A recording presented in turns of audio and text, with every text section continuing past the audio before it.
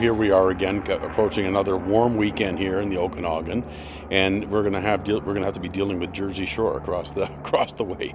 This quiet neighborhood in the Upper Mission has been anything but recently, neighbors say, thanks to one short-term rental house that's drawn dozens of complaints over the past 3 years.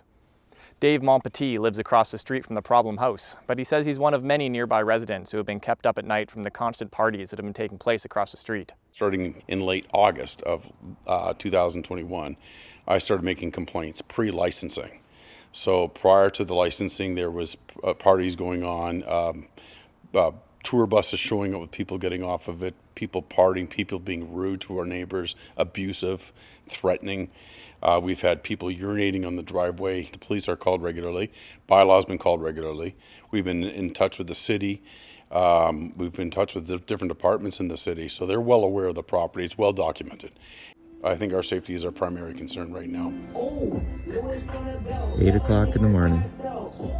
And especially last weekend, just to give you an example, I woke up at 7 o'clock in the morning, taking my dog out in my backyard.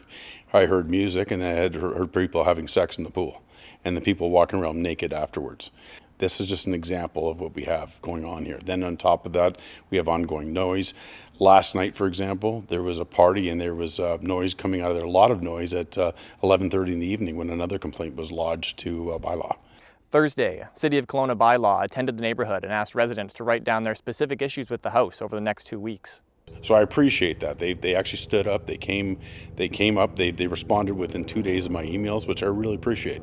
But again, their hands are probably tied too. So my question is, how do we unshackle everybody and how do we shut this down?